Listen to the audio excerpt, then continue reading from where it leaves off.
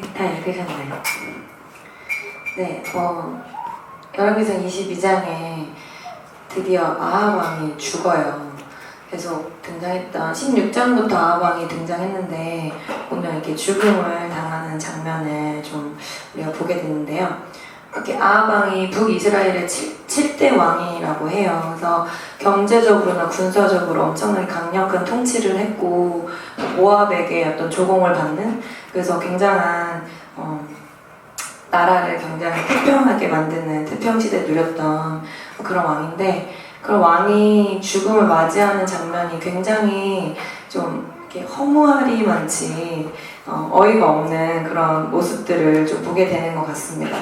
심지어 자기가 죽게 되는 전쟁을 자기가 벌이는 장면이 나오고, 또 그를 직접적으로 죽게 만드는 그 화살에 맞는 장면도 보면 누군가 무심코 쏜 화살에 맞게 되는 거를 볼 수 있는데, 마치 그 아합의 인생이 그 죽음을 향해서 막 달려가는 듯한, 그 스스로 무덤을 파는 듯한 그런 느낌을 지울 수가 없는 것 같아요.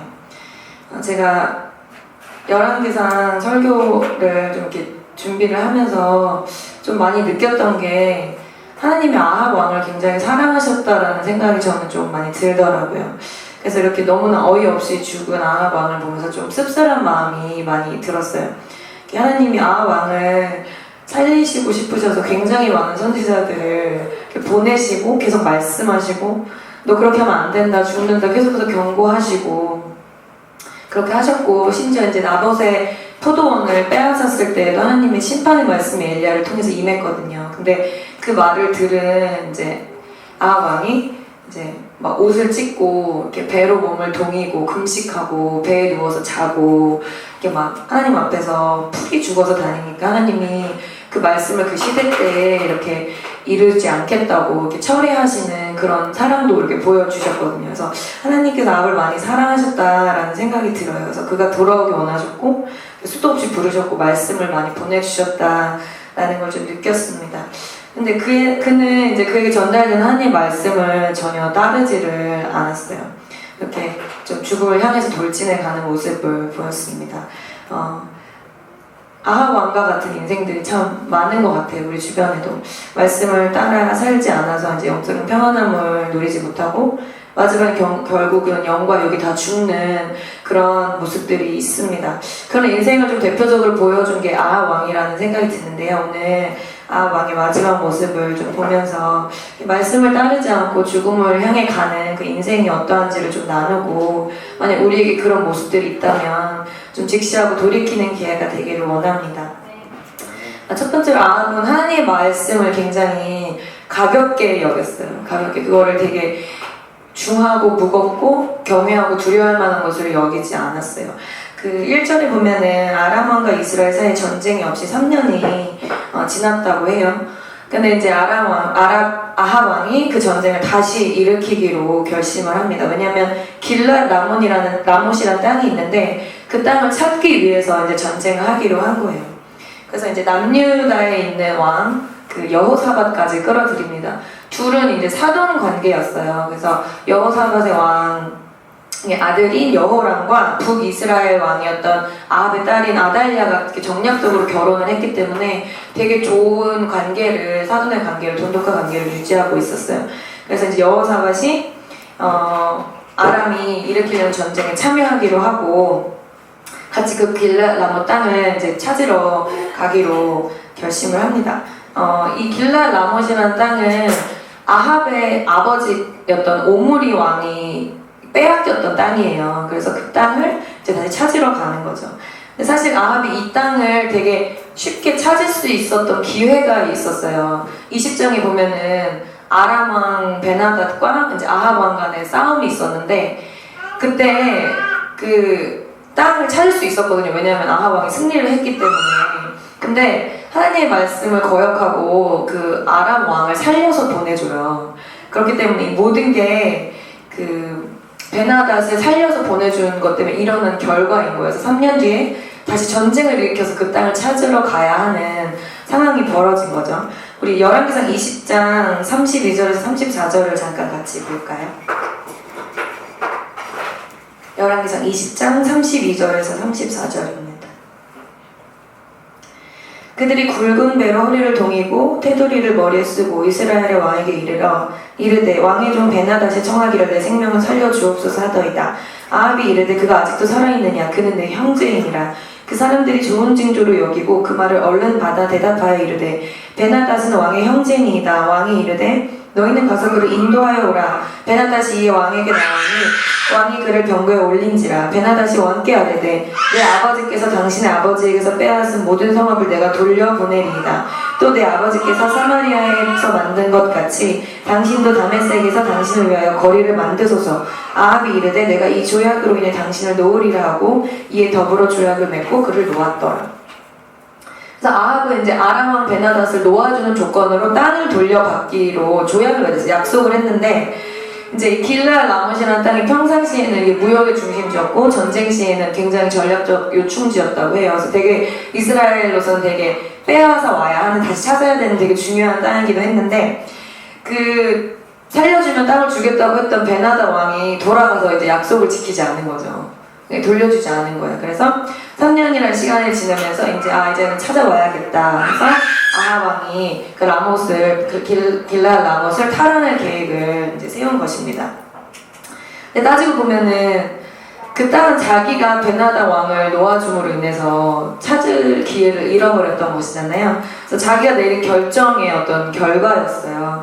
그래서 열왕기상 20장 35절에서 43절을 보면 하나님이 베나닷을 이렇게 처단하라는 어떤 메시지를 주셨거든요. 그런데 그것을 이제 순종하지 않았죠. 그래서 엘리야는 아니었고 이제 이름이 밝혀지지 않은 선지자가 와서 이렇게 하나님의 말씀을 전하는데 이렇게 말해요. 42절에 보면 내가 멸하기로 작정한 사람을 내 손으로 놓았은즉 내 목숨은 그의 목숨을 대신하고 내 백성은 그의 백성을 대신하리라.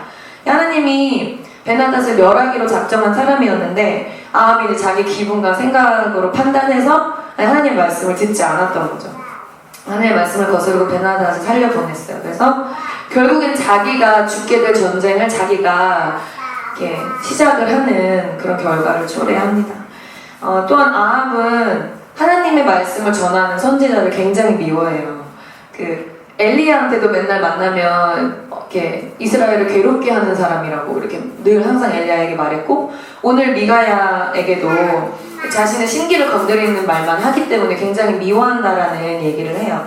8절을 보면은 이스라엘의 왕이 여호사밧 왕에게 이르되 아직도 이물라의 아들 미가야 한 사람이 있으니 그로 말미암아 여호와에게 물을 수 있으나 그는 내게 대하여 길한 일은 예언하지 아니하고 흉한 일만 예언하기로 내가 그를 미워하나이다. 내가 그를 미워한다는 거예요. 나한테 안 좋은 얘기만 하니까, 듣기 싫은 얘기만 하니까. 그래서 아합 왕이 하나님의 뜻과는 정말 정반대로 살았던 사람이기 때문에 당연히 하나님의 말씀을 전하는 사람을 미워할 수밖에 없겠죠. 하나님의 뜻을 받아들이고 싶지 않았기 때문에.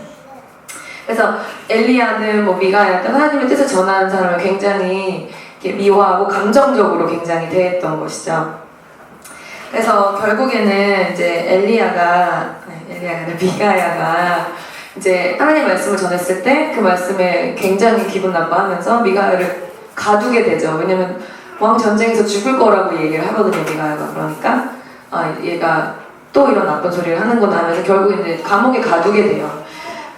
자신이 듣고 싶지 않은 얘기를 이제 하기에 인간적인 말로 치부하고 이제 또 최후를 재촉하는 어리석음을 범하는 것이죠.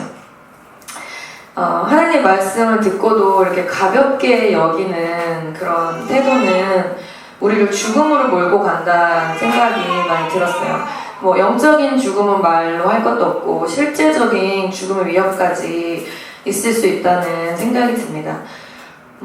하나님이 하지 말라고 하신 특별히 동성애 같은 경우도 영혼이 피폐해지는 거는 뭘 할 것도 없고 실제로 그들의 어떤 육체적인 죽음까지도 몰고 가는 그런 것들을 우리가 볼 수 있죠. 또 하나님이 말씀하신 하지 말라고 하신 술 취함 이런 것들도 결국 우리의 영육을 모두 다 죽일 수 있는 그런 것들이라는 생각이 듭니다. 우리는 누군가가 우리 말을 듣지 않아서 좀 기분이 상하는 그런 일들을 겪은 경우가 있을 거예요. 근데 왜 그런 상황에서 왜 기분이 나쁠까? 무시당하는 느낌이 드는 거죠. 무시당하는 느낌. 내 말 듣지 않았을 때. 근데 우리도 당하면 되게 기분 나쁜데 하나님은 어떠실까라는 생각을 좀 해봤어요. 하나님의 말씀을 묻지 않는 건 우선 교만함이겠죠. 하나님보다 내가 더 정확하게 알고 있고 내가 잘할 수 있다는 생각이 있을 것이고 내가 주인이라는 생각에서 나오는 어떤 행동일 거예요. 근데 그런 교만함과 오만방자함을 하나님이 참으시고 은혜로 우리에게 말씀을 하심에도 불구하고 그것까지도 우리가 듣지 않는 것은 정말 이렇게 하나님을 대적하는 것과 다를 것이 없다라는 마음이 듭니다. 사춘기 중고등학생들도 엄마 아빠한테 반항하고 말씀 안 들으면 몽둥이가 답이잖아요. 혼나야 되잖아요. 근데 하나님은 창조주시고 우리는 피조물인데 우리 너무 쉽게도 하나님의 말씀을 간과하고 가볍게 여기는 모습들이 있지 않나 생각을 해보게 됩니다. 하나님 말씀 따르지 않으면 진짜로 우리 인생은 죽음으로 갈 수밖에 없다는 생각이 들어요. 우리도 우리 인생이 어디로 가는지 모르잖아요. 그런데 하나님은 알고 계시기 때문에 그분의 말씀을 따라가는 것만이 정말로 안전하게 인생을 살아갈 수 있는 방법이라는 마음이 듭니다. 우리가 그분의 뜻을 묻고 그분의 말씀을 듣는 삶을 살아야 할 것입니다. 우리가 아까 같이 하나님의 말씀을 가볍게 여기고 우리의 감정과 우리의 생각대로 하나님의 말씀을 가볍게 치부해버리는 모습들이 우리 안에 있다면 우리 살리시는 말씀을 주시는 주님께로 돌아가기를 원합니다. 두 번째로 아합 왕은 하나님 말씀보다 이제 대중을 좀 따랐어요. 사실은 이제 아합 왕은 여호사밧의 어떤 제안이 아니었으면 하나님의 뜻을 묻지 않고 전쟁에 참여를 했을 거예요. 그래서 여호사밧이 나랑 같이 전쟁에 나가줄 수 있냐는 아합의 말에 나는 너고 내 말은 네 말이고 내 백성은 네 백성이야 이렇게 정말 전폭적으로 지원할 거를 이렇게 약속을 했거든요. 그러니까 그런 적극적인 지원 속에 바로 전쟁을 일으켜서 그 땅을 찾아오고 싶었을 거예요. 근데 이제 여호사밧이 또 하나님을 잘 섬기는 왕이었거든요. 그래서 하나님의 뜻이 어떤지 물어보자라고 이렇게 제안을 해요. 그래서 아합 왕이 선지자 400명을 모아서 그들에게 전쟁을 할지 말지를 이렇게 묻게 됩니다. 근데 이제 그 400명의 선지자들이 하나같이 전쟁에서 승리할 거라고 이렇게 말을 해요. 그래서 이제 기분이 매우 좋았을 거예요. 이제 여호사밧이 이렇게 지원을 약속을 했고 선지자들도 다 승리한다고 하니까 아합은 얼마나 기분이 좋았을까. 근데 여호사밧이 이제 다른 선지자를 찾아요. 또 물을 만한 선지자가 없으니까 다른 선지자를 찾아요. 그래서 아합 왕이 미가야의 이야기를 꺼내죠.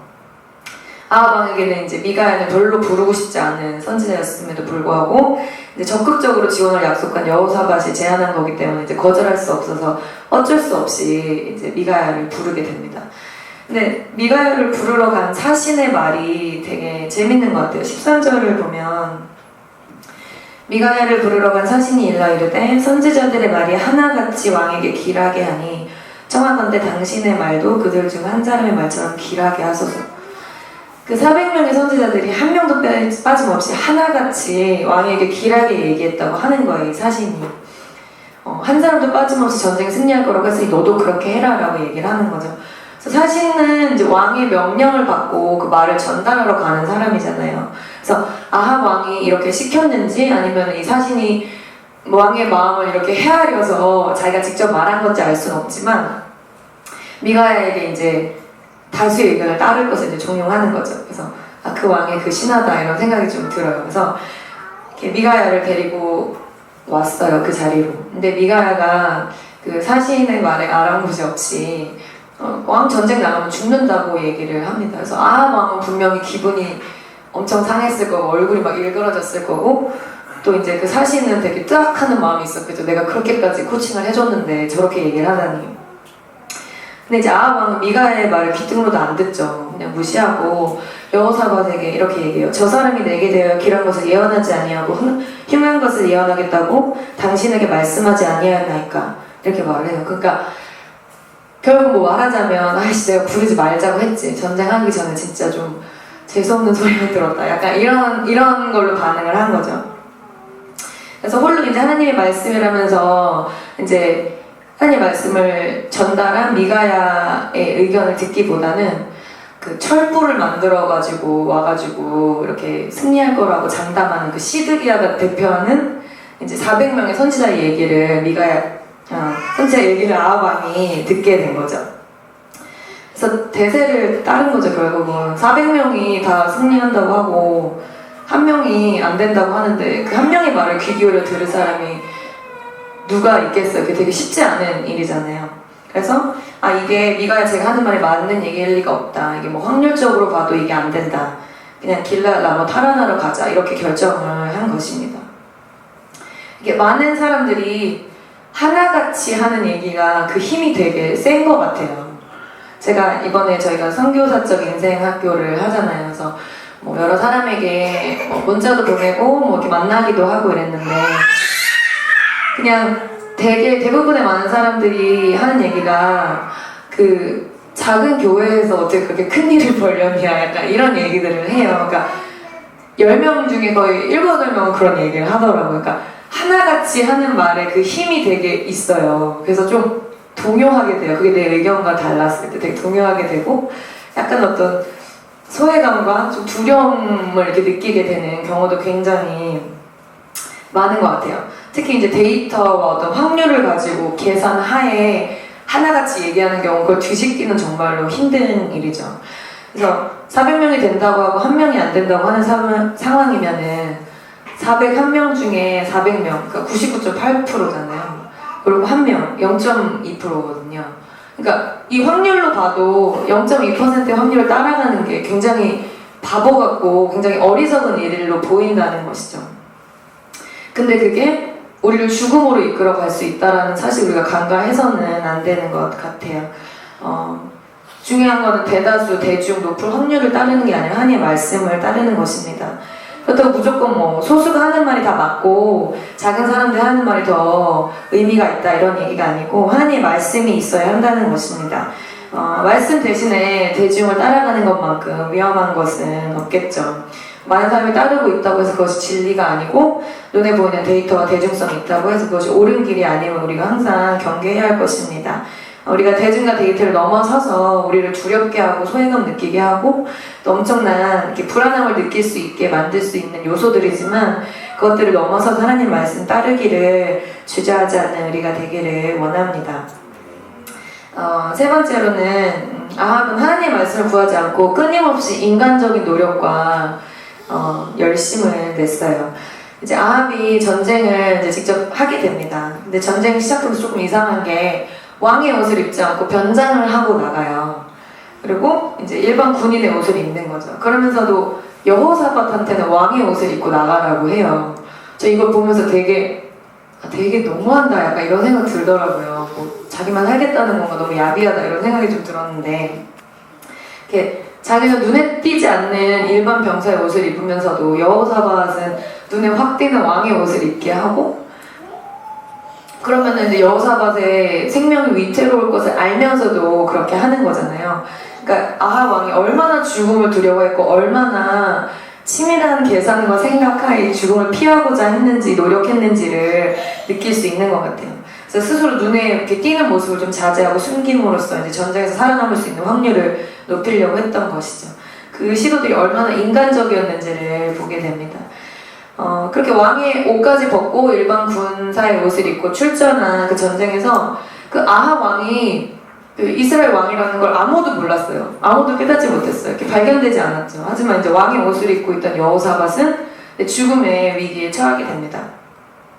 여호사밧을 보고 아람의 군대들이 이제 왕만 죽여라라는 명령을 받았기 때문에 여호사밧을 보고 이스라엘 왕인 줄 알고 막 여호사밧을 향해서 돌진해요. 그런데 이제 보니까 여호사밧이 막 소리를 지르니까 보니까 이스라엘 왕이 아닌 거예요. 그래서 그 군인들이 돌아가거든요. 죽이지 않고. 그래서 사실은 뭐 적군이니까 죽여도 되잖아요. 꼭 왕이 아니라고 해도. 근데 돌아가요. 근데 열왕기상에 나와 있지만 동일한 내용을 담고 있는 역대하 18장에 보면은 28절에 여호사밧이 죽음의 순간에 소리를 질렀고 여호와께서 그를 건지셨더라라는 말이 나와요. 그래서 하나님께서 건져내셨다라고 기록이 되어 있거든요. 그러니까 여호사밧은 눈에 띄는 어떤 왕의 옷을 입었음에도 불구하고 하나님이 건지셔서 살았던 거죠. 그렇지만 아합 왕은 동일한 어떤 수십만의 군대와 동일한 옷을 입고 있었음에도 불구하고 죽음을 맞이하게 됩니다. 누군가가 무심코 당긴 이렇게 당긴 활에 이렇게 죽음을 맞이하게 되죠. 그래서 자신의 계획과 노력과 시도와는 전혀 다른 방향으로 인생이 흘러가는 것을 볼 수 있습니다. 이렇게 성경에는 이렇게 인간적인 노력과 시도를 했는데 그게 마치 그 순간에는 하나님이 인도하신 것처럼 보이지만 결국에는 아닌 것 같은 상황들이 몇 개 등장하는 것 같아요. 특별히 이제 요나서를 보면은 하나님이 니느웨로 가라고 했는데 요나가 도망을 가잖아요. 근데 되게 재밌는 게 도망가는 길에 마침 다시스로 가는 배를 만났다고 하거든요. 그 마침. 그러니까 요나 입장에서는 도망을 가려고 하는데 마침 배를 만났으니까 이게 옳다구나, 이 배를 타야겠다 이렇게 되는 거죠. 그래서 왠지 그 마침이라는 단어가 굉장히 어떤 순적하게 나를 인도하는 느낌이 드는 거죠. 그래서 내가 이렇게 결정한 것과 내가 노력한 것, 시도한 것이 옳은 것이구나, 맞구나라는 착각을 불러일으키는 그런 상황이 나옵니다. 또 사도행전에 보면 이제 명호 강사님이 며칠 전에 설교하셨는데 로마로 호송되는 이제 바울이 나오는 장면이 있어요. 근데 이제 바울이 우리 여기로 가지 말자, 지금 가지 말자라고 했는데 이제 선주들과 선장의 말을 사람들이 듣고 이제 항해를 이제 시작을 해서 이 사람들이 광풍을 만나게 돼요. 근데 광풍을 만나기 직전에 남쪽에서 불어오는 순풍을 먼저 만나거든요. 그러니까 이 사람들 입장에서는 이제 바울이 막 가지 말자고 하는데 아니야, 이렇게 뱃사람들 이야기를 더 듣고 출발을 했는데 남쪽에서 막 순풍이 들어오니까 역시 우리가 결정한 게 맞았다, 우리의 노력과 시도가 맞았다라고 생각하는 그 순간 이제 유라굴로라는 광풍을 맞게 되는 거죠. 그래서 이렇게 아합 왕에게 와서 꽂힌 그 화살을 이렇게 꾸며주는 어떤 그런 단어의 무심코와 요나가 만났던 그 다시스로 가는 배의 그 마침과 그리고 그 배가 광풍을 만나기 직전 만났던 그 순풍, 그 단어들이 읽다 보면 굉장히 재밌지만 가볍게만은 여길 수 없는 단어들이라는 생각이 들어요.